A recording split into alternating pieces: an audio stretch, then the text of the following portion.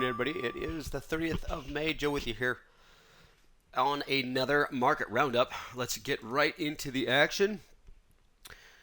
We came out of a holiday and we had ended on a very, very strong note. Friday, we had a really good surge, basically across all three markets. But it was primarily led by the NASDAQ and large tech. And guess what, folks? That carried through today. So, real quick, let's get to the daily news first because we didn't really finish the way that we started. Friday's surge continued in the Qs this morning. All three majors actually did finish flat. The debt ceiling remains our main headline. I did see a consumer confidence number that was higher. I also did see a PCE number and a new home sales that was also higher of last week.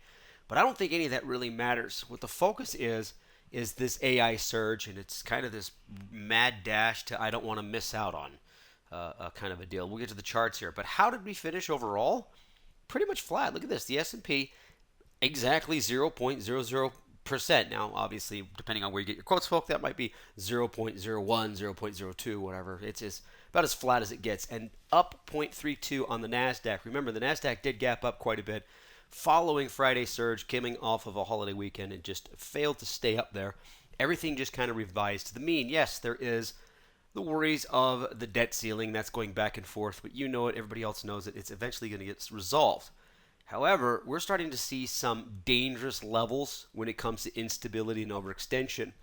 Let's get into the advanced decline line. This will also agree with what we've seen for the day. 55% of stocks declining, 43% advancing, and 2% just kind of going nowhere. But the above below the moving average, or the 50-day moving average, I thought was very interesting. 61% below, 39% above. Yes, folks, this has indeed been driven by a handful of stocks, and we've seen this going on a couple of weeks now. It's not just all year and any of that, but the last few weeks have been very specific on what's performing and what's underperforming. Let's get into our SPY with that being said. Now, the spiders have a really good optimistic pattern going on. I do actually really, really like it. It's an ascending triangle pattern. We've been looking at it for quite some time, and it's a nice little stable breakout. We saw it on Friday. I do like this candle. It gapped up, it came back down, but price action is above that 420 mark, only slightly for now, but I'm definitely going to be a little bit more patiently bullish with this chart than I will in this next one. So it can pull back, it can show or consolidate, it can show some weakness from here. It's a very bullish pattern, but in light of where we are in the overall markets, this, I don't know, this might be it, if that makes sense. Now, a very separate chart from that one, the SPY I could still get behind, kind of slow and steady, is this Qs. Folks, I've been in this business for many, many years. And what I love to see, and this is almost there, I just need to see a little bit more euphoria, something like this. This is an erupting volcano. So this is a blow off top. It's 100% a blow off top. It's not confirmed because it hasn't stopped erupting. So we started erupting as early as Thursday of last week, Friday continuation. I'd like to see a little bit more volume here. But today's candle, even though it did come down off of its high, it did close higher, only flat, but it closed higher. This is an erupting volcano, or we refer to it as a blow-off top. Now, why I say it's erupting is because you do not want to start selling it yet. This could go on for another few days. We actually could get a move lower. Let me see if I've got the arts and crafts here to build this. We could actually see something like this for a day and then right back up. So it's going to be very volatile in this last little bit. I need to see more volume, though. I do, me personally. And we've seen this happen in the markets before. This is a little bit different. The beginning of the year, kind of a euphoric move. It shoots up, has a little bit of a blow-off top. It doesn't look as toppy, quote-unquote, as it does today. But if you were to cut this chart down here, this is a huge extension. Things to take a look at. Look how far the price action starts to create distance away from its moving averages. We have that same scenario going on right now. I'll get rid of some of these chicken scratches. So very similar. And what do the markets do? What they're supposed to do. It's very healthy, a nice, slow, steady, boring month that just slowly retraced back to, guess what, folks, about where it started. So this one actually continued a little bit lower here at the beginning of March before we had another drive to the upside. That's a fact. I don't know if I'm going to short these markets. I don't know when it's going to fall up, but this volcano is 100% erupting. This is the surge we've been talking about for, or waiting to see for a couple of weeks. It's happening now. Now, what's way neat is I have the opportunity, and I think I'm going to do this here since I've got you guys riveted. Take a look at this heat map. Now, this is the day that everything closed flat. Microsoft down 0.51%. Look at Tesla. Look at Nvidia. Now, what I'm going to do here is take the opportunity to, let's close our presentation just for a second, and I want to bounce through a couple of these stocks, folks. This is Netflix here. Take a look at Netflix. Now, I'm not going to zoom in. I want you guys to go ahead and all of these charts that I'm going to pop through here over the next couple of minutes, I want you to focus basically in May.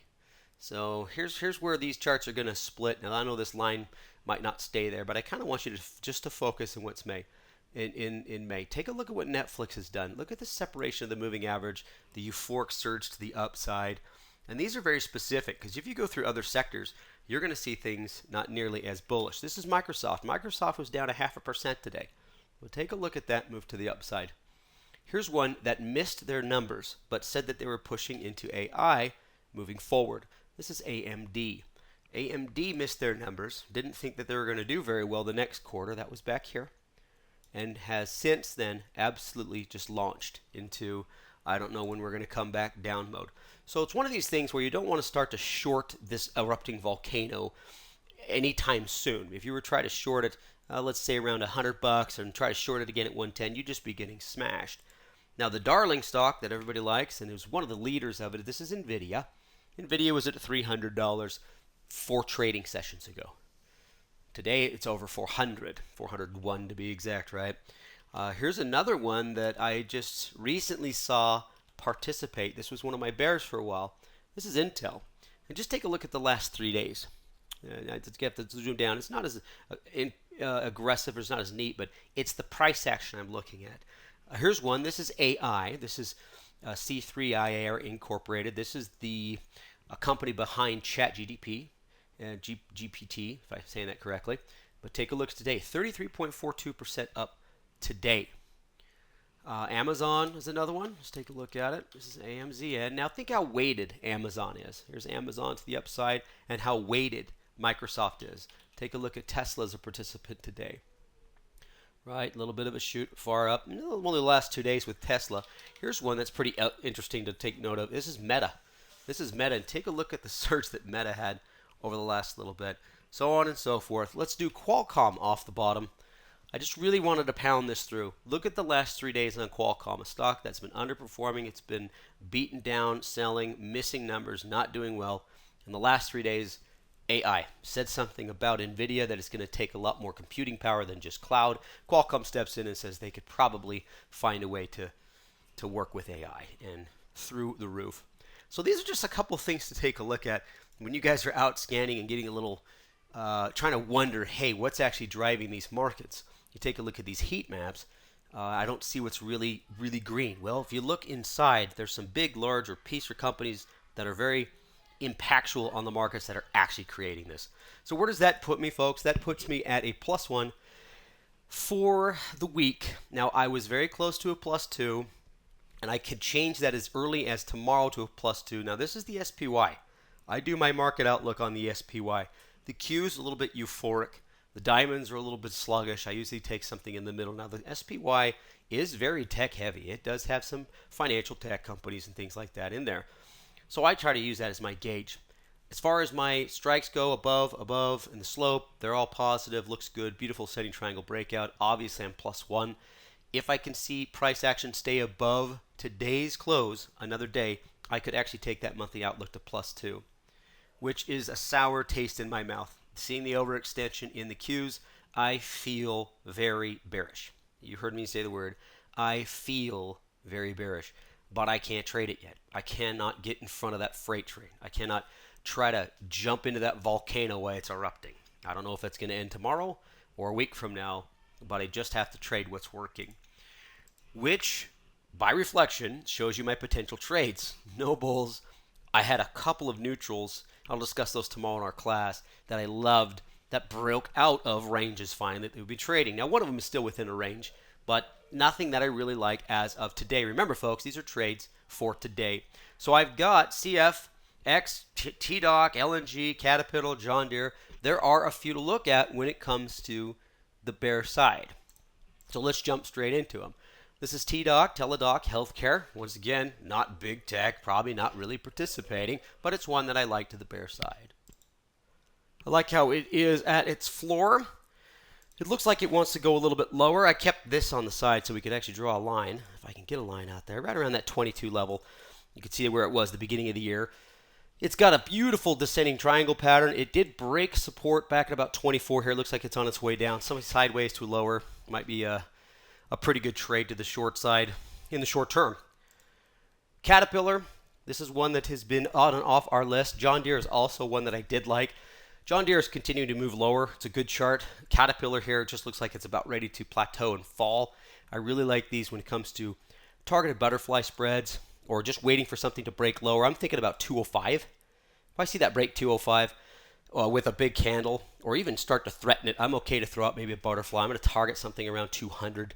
Nothing too aggressive. Just see if it'll slip down there. But play something that'll allow you to gain more if it falls harder. That's usually a pretty good thing to do. Here's LNG in the energy sector, right? Energy, utilities, materials, just been getting smoked. Slipped today. This is what actually triggered today. This is where I was looking at it. The beginning of the year there, right through this 104, 140. I wish I could draw a straighter line, but I can't. Rolled through that actually last week on Friday, where everything else was moving higher, right? Well, I shouldn't say everything else was moving higher. It was pretty much just tech. So it's moving lower. You can target this shorter term, maybe the 135. Draw maybe like a sloping channel here and find target your way, whatever you guys want to do. But shorter term, maybe a week, 2 weeks, especially if you're like me, folks, feeling very bearish, feeling very reserved, watching this volcano erupt, watching it go high and just waiting for it to fall, right? It's obvious it's going to fall. We can all say that. But hey, we'll see how long this surge lasts. So the big tech AI craze remains the primary reason for the market strength. Absolutely. I showed you some examples. Seriously, feel free to go through there, folks, and start clicking some buttons. It's actually kind of silly to watch. But it is what it is. Most participant charts are overextended, including the cues themselves. Very extended, but don't try to pull them down just yet. Let's see what happens. There's probably a lot more fear of missing out. This is definitely what that is the fear of missing out. The next big ticket, the next AI, the next hot topic. The people that missed out on the housing boom, the people that missed out on the Bitcoin boom, and the people that missed out at the stay-at-home darlings, or the Amazon or AMC stocks or GameStop. This is this surge. That's what I'm seeing here. ADP employment number and initial jobless claims out this week. Folks, I did see a couple of hot points to some economic data last week as well that was just skimmed over. Unemployment claims were lower than expected. We got them again coming up here on Thursday. And the PCE number was a little hotter than the Fed wants to see. New home sales were higher. So the economy is still active. Is it a soft landing, or are we still too hot? So we'll take a look at the ADP employment and initial jobless claims. And I think we do have the beige book as well, so Powell might speak on what he's watching. Earnings reports, I glossed through a few of them. I kind of set them aside. Just make sure you check your potential trades because that's not what is driving these markets. I have seen companies come out, miss earnings, project lower, say we're doing AI, and they go straight up. You saw it in Intel, AMD. There's a bunch of stocks out there, Qualcomm, that are they're just kind of, because I've been working with a lot of you, and it's just, hey, this isn't making any sense. It's fine. This is just a kind of a surge. We'll see how long it goes, and then we'll go from there. There will be opportunity, by the way, so just be patient for it. All right, guys, that's what I got, and thank you for joining me today, and we'll talk to you next time. Bye, folks.